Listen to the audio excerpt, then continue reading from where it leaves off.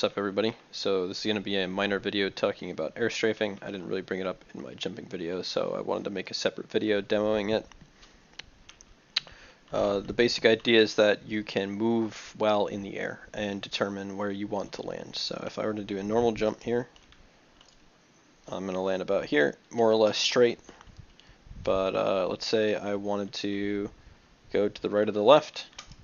You can turn like that in the air, and you see I landed in a completely different location. What I did here was I held A, moving to the left, and I turned my camera. So as you can see, what this actually does on the ground is it kind of moves me in a circle rather than going straight like that. I don't know if you can see that. Let me go to third person. So this is basically what's going on in the air. You see how I can, instead of going in a straight line, I'm going in a circle. That is basically what is happening in the air.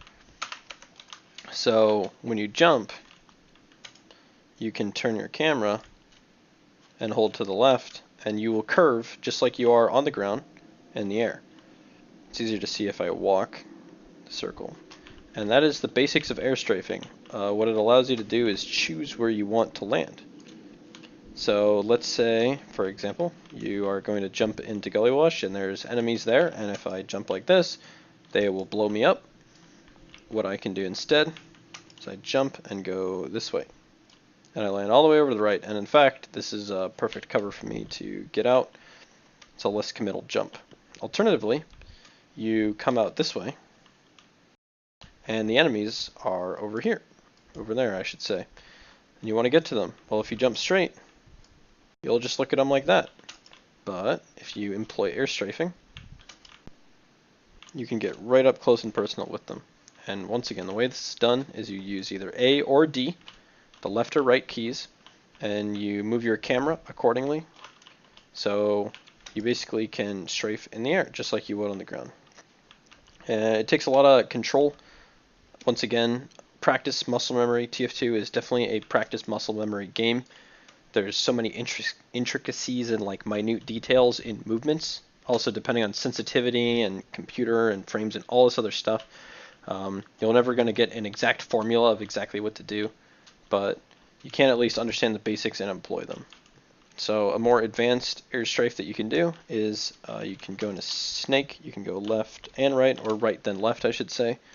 So I jump and I go to the right, and then I go to the left. I should also note that since I'm trying to look back for my jump, my basic rocket jump, I'm holding A to start walking forward. I don't think I actually mentioned that in my rocket jumping video. And so what happens is you basically already are kind of curving to the left because you're holding A in order to walk forward. The walking forward more gives you extra momentum. You can jump from a standing. It's not going to be very good, but you can do it. But if you jump while walking, using A. Yeah, so that's something to note, that you can already go right into an air strafe that way, and you'll already be leaning to the left. So to the right, to the left. You'll also notice you lose a lot of speed in the air, and you lose distance. So basically when you do the rocket jump, you go like a set amount of units, and when you turn to the right or the left, you are using those units in your jump to different directions and forward. So anytime you air strafe, you're not going to go as far straight forward as you would normally because you're wasting time in the air going to the other directions. So that means that you're actually kind of limited in the strafing that you can go to. In terms of distance, your distance becomes shorter because you have to strafe.